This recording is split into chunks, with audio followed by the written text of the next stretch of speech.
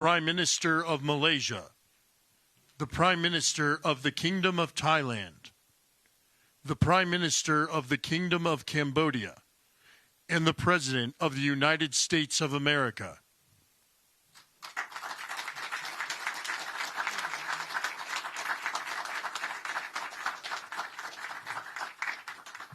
Well, this is so exciting because we did something that a lot of people said couldn't be done, and we saved maybe millions of lives on this one peace deal itself. And I'll tell you what makes me so happy is the two countries we're dealing with, and the third that helped so much. I appreciate so much.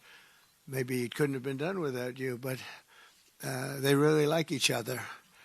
I'm not used to that when I do these deals. Usually there's a lot of hatred. They liked each other, so it made it a little bit easier. But millions of people are alive today because of this peace treaty. So before I begin, I want to extend our deepest condolences to the Prime Minister, Newton, as well as His Majesty, the King of Thailand, and the entire nation on the passing of Her Majesty, Queen Sirikhet, the Queen Mother, and a beautiful, incredible woman who is so respected all over the world, actually respected. I know the people of Thailand will remember her forever as the embodiment of dignity, kindness, and grace. This just happened. But this is a woman who was so loved and respected. Today we honor the memory by bringing the blessing of peace to the nation she dearly loved. She loved this nation like few people love their nations. This is a momentous day for all of the people of Southeast Asia as we sign a historic agreement to end the military conflict between Cambodia and Thailand. And we're so honored to be involved in that. It was so important to me. Two great countries, but they were going at it.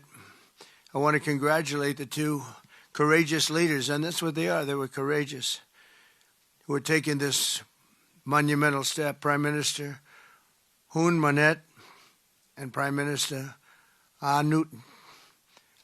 I also want to thank Prime Minister Anwar of Malaysia. I called him right at the beginning, and I said, you have two countries that are fighting right next to you. We need a third place. We need a sort of a neutral place, right? And he was there, and I said to him, if we get this solved, I'm coming to your country. And I told the truth, didn't I?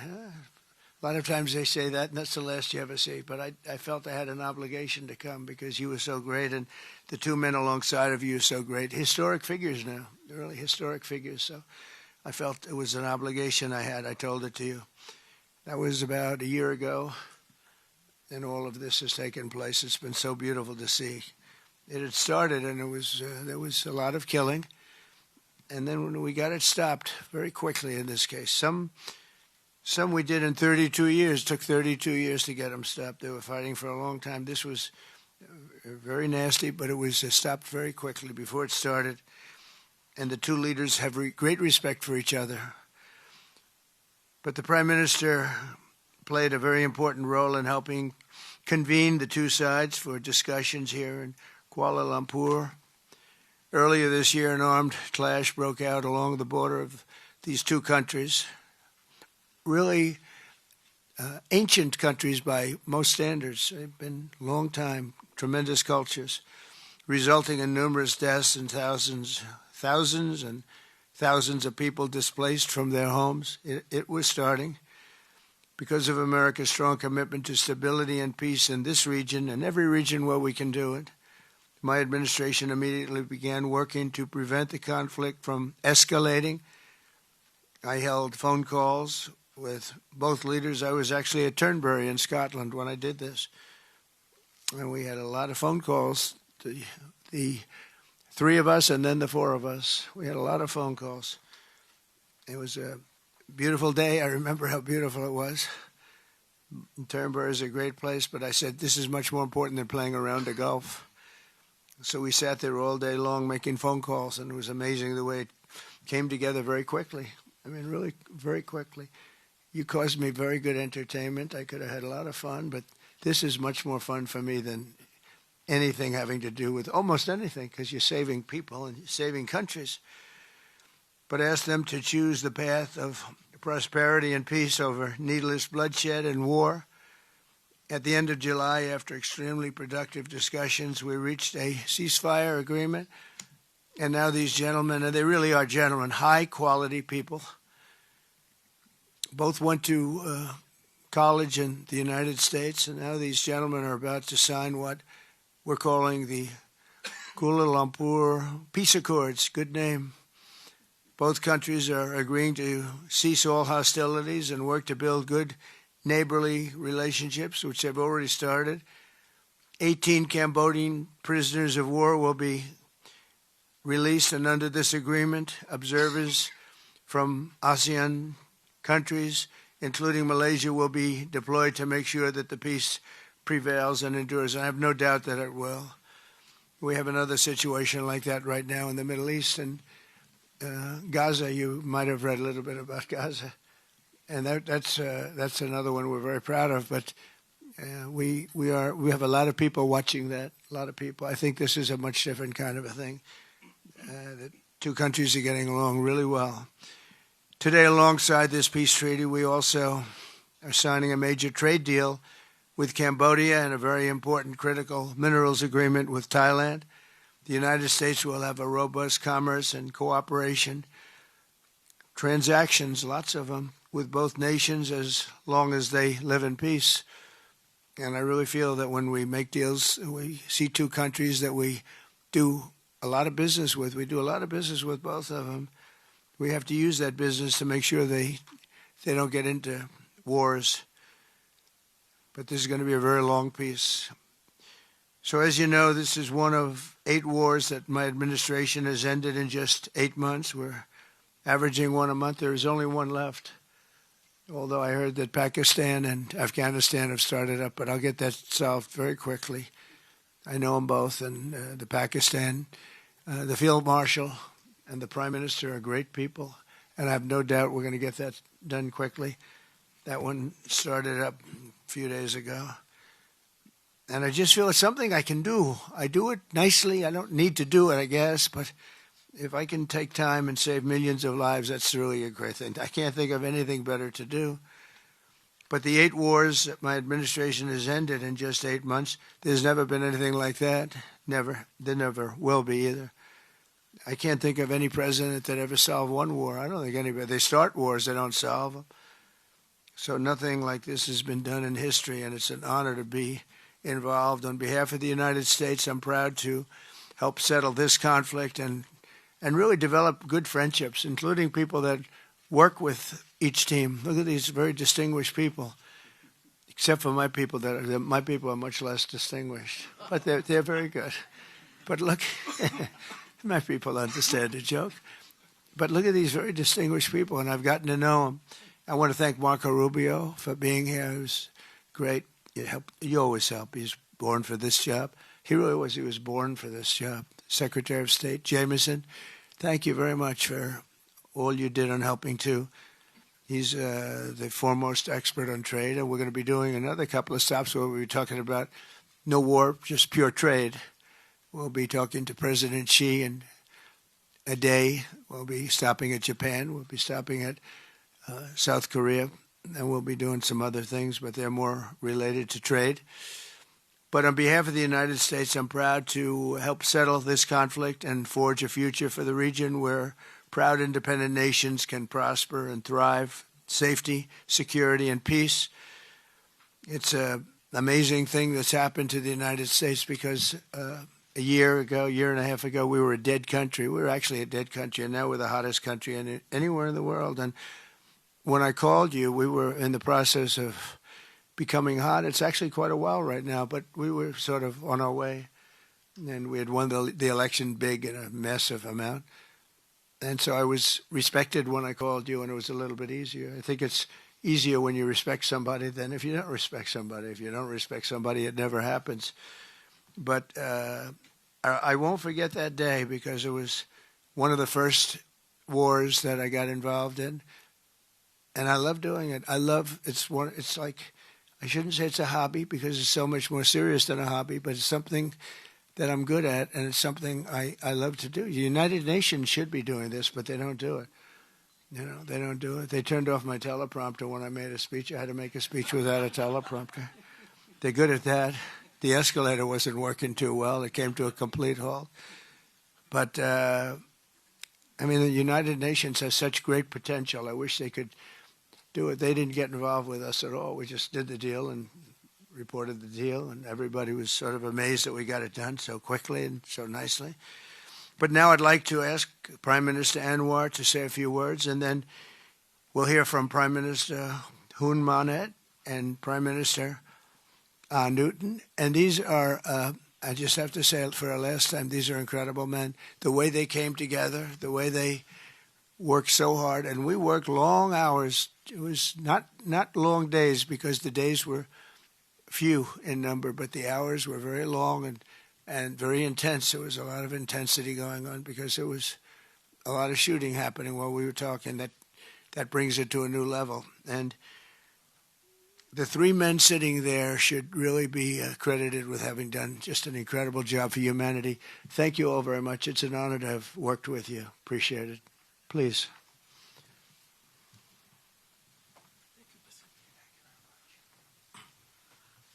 Thank you, President Donald J. Trump, for giving us this honor. And on behalf, of course, of Malaysia and our colleagues in ASEAN, I must thank you for your concern, for your empathy, and for your commitment to support this peace deal. When I first received your call and then urging me to do more in supporting our initiative, and you personally did call both prime ministers to urge for a speedy peace settlement, I would say a great thank you. And we, of course, admire your tenacity, your courage, because the world needs leaders who promote peace strongly. And to achieve that, you have to break some rules, as you did today. When President arrived, he asked me to join him in the car. I said, that's against the security and protocol rules. And he was delighted to break the rules, and I... It was a nice ride. And we share a lot of things in common. I was in prison, but he almost got there. But very good exchanges on a number of issues. Of course, priorities, of course, the peace deal. Thank you, both prime ministers. You did a great job. We are delighted to have you as colleagues, as true friends, and you understand the need to secure peace to save our people, and also the ASEAN position as a region of peace and prosperity. And I must also share with you here that I took the opportunity, full opportunity, without Secretary Rubio knowing this, exploring other issues too, and thank the President for his effort to secure peace in many parts of the world, including Gaza, and urging him to remain focused and ensure that there's a comprehensive peace that the world requires. And I am delighted, truly, President, to hear from you personally how determined you are to ensure that peace is achieved in the most intractable areas, almost impossible. But you did it, and we have shown our support and call on the United States in particular to continue this with the support of many, not only neighbors, but the part of the world. But I must also take this opportunity to thank Secretary Rubio, Jamieson, and Ambassador Kagan, because they were very helpful. I mean, you didn't say that, but I must say that, because they were extremely helpful in ensuring that you come here. I mean, I wasn't sure when you said to me, yes, Prime Minister, I know I'm coming. Well, I'm not sure, because, you know, I deal with a lot of politicians. But you are an exception. Thank you, Mr. Donald Trump. Thank you very much again.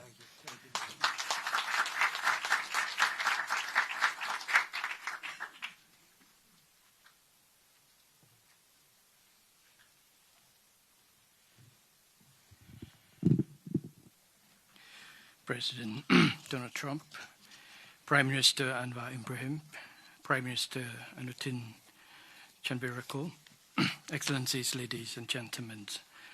Today marks a historic moment, profound significance for Cambodia and Thailand, a day that reaffirms our shared conviction that peace is always possible when nations have the courage and wisdom to pursue it together. On behalf of the Cambodian peoples, I wish to express my deepest gratitude to President Donald J. Trump for his decisive leadership and steadfast commitment to supporting the lasting peace between Cambodia and Thailand, and for his tireless efforts to make it a reality. I also wish to convey my sincere appreciations to Prime Minister Anwar for his unwavering support and facilitation throughout this peace process until successful conclusions. I further extend my appreciations to my ASEAN colleague, China, and other partners who have been supporting the ceasefire from the beginning. The principles that underpin this joint declaration are those that Cambodia holds dear. That no matter how difficult or complex our dispute may be, they must always be resolved through peaceful means in full conformity with existing treaties and international law. Cambodia reaffirms a strong commitment to fully and faithfully implementing these joint declarations and to continuing to work closely with Thailand and all our partners to ensure that this peace endures and brings tangible benefit to our peoples. We look forward to continued support and contribution of international communities and partners to fruitful realizations of the joint declarations. As we speak, I think our two commanders are discussing on the possibility of start of withdrawal, partial withdrawal of the first phase of our heavy weapons as an indication of our willingness to show that the execution of the joint declarations. At the same time, I strongly hope for the prompt release of our 18 soldiers on humanitarian grounds and as agreed in the joint declarations. Finally, recognizing your unwavering dedications and resolute effort to promote peace, and not only between Cambodia and Thailand, but also among other nations. And reflecting the gratitude of the Cambodian peoples, I have nominated President Donald J. Trump for the Nobel Peace Prize. And he, like I say, peace saved life. And this is the wish of our Cambodian people as appreciations for the President. So thank you very much, Mr. President. Thank you.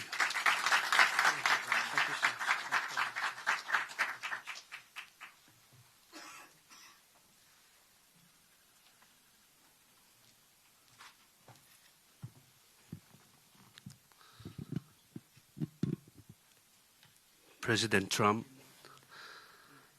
Prime Minister Anwar, Prime Minister Hun Manet, Excellencies, distinguished colleagues, today marks a new chapter for Thailand and Cambodia. Today we take a concrete step towards peace. I would like to thank Prime Minister Anwar Ibrahim for the leadership as ASEAN Chair and your strong efforts in upholding ASEAN unity. And I also wish to express my sincere appreciation to President Donald J. Trump for your personal dedication to peace between our two countries. And in addition, I thanks so much for the kind words of condolences that the President has given to our country on the great loss of our beloved Queen Mother. It means a lot to Thai people. We have come a long way since agreeing to the ceasefire here in Malaysia on 28th of July. The discussions since then have led to this important outcome, which is the signing of our joint declaration today. And I have to thank Prime Minister Hun Manet for his cooperation and support that led us to this moment. Thailand stands for peace. This declaration reflects our will to resolve differences peacefully, in full respect of sovereignty and territorial integrity. This declaration, if fully implemented, will provide the building blocks for a lasting peace. But more importantly, it will begin the process of mending our ties. Our border communities have been divided by conflict, and innocent civilians have suffered immense losses.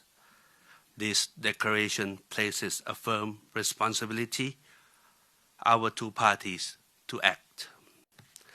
I believe we can achieve what seemed beyond reach a few months ago. To this end, I welcome the agreement that following the signing of this joint declaration today, both sides will begin implementing all the agreed points, in particular, promptly removing heavy weapons from the border areas to ensure the safety of our people, to build confidence and trust. And Thailand will also begin the process of releasing the 18 detained Cambodian soldiers. We have a responsibility to act in earnest and in good faith, and that we restore livelihoods and protect the well-being of our communities along our shared border. To achieve real change on the ground, what we agree on here must be implemented. Only then can we truly turn to a new page. Only then can we assure that our people's security and safety. Only then can we achieve real peace. This is what our people expect of us, and this is what they deserve. Peace with dignity. Going forward, I call on our friends to continue supporting this process so that the joint declaration is implemented fully and in good faith, rebuilding stability, trust, and renewed cooperation between Thailand and Cambodia and across our region. I am also pleased that today we announced the joint statement on the framework for a U.S.-Thailand agreement on reciprocal trade, which I hope will facilitate our negotiations on tariffs for conclusion by end of this year. We will also sign the MOU between our governments on cooperation on critical minerals, which will further promote resilient and sustainable supply chains for years to come. Thank you once again. Thank you from the bottom of my heart. Thank you.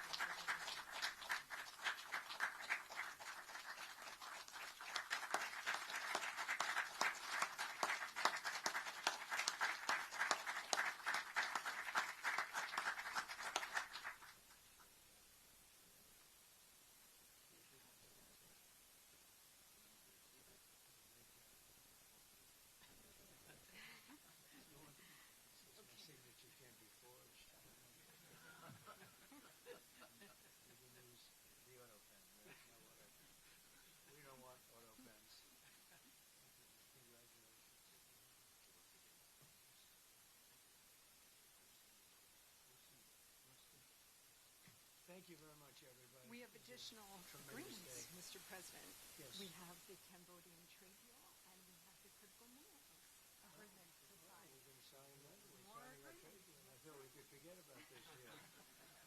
They make a very good deal. This is the Cambodian trade deal, Mr. President.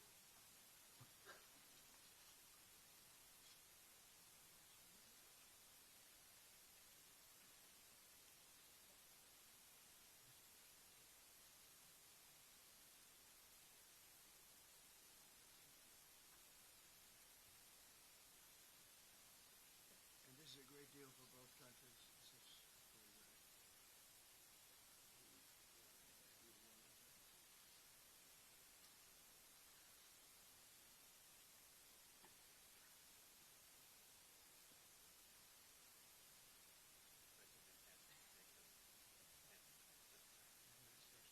Okay. Very good.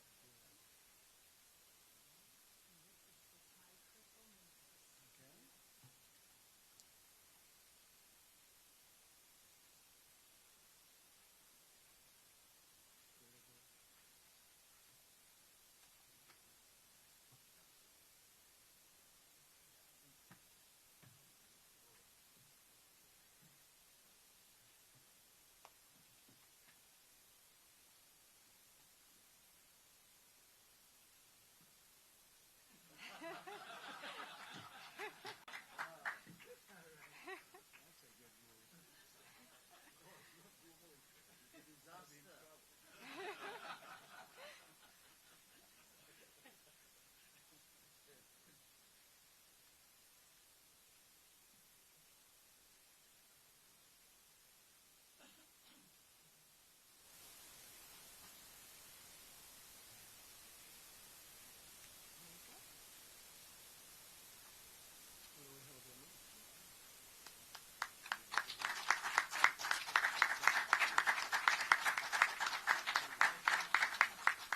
Go ahead. Let's hold it. All of them together.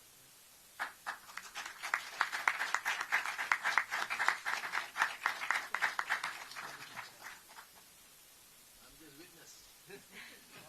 Now we can do a merger on this last. Have another one.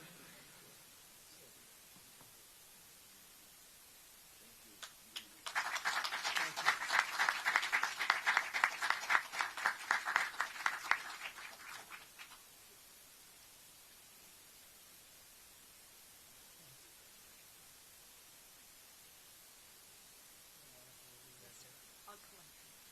Thank you very much, and congratulations.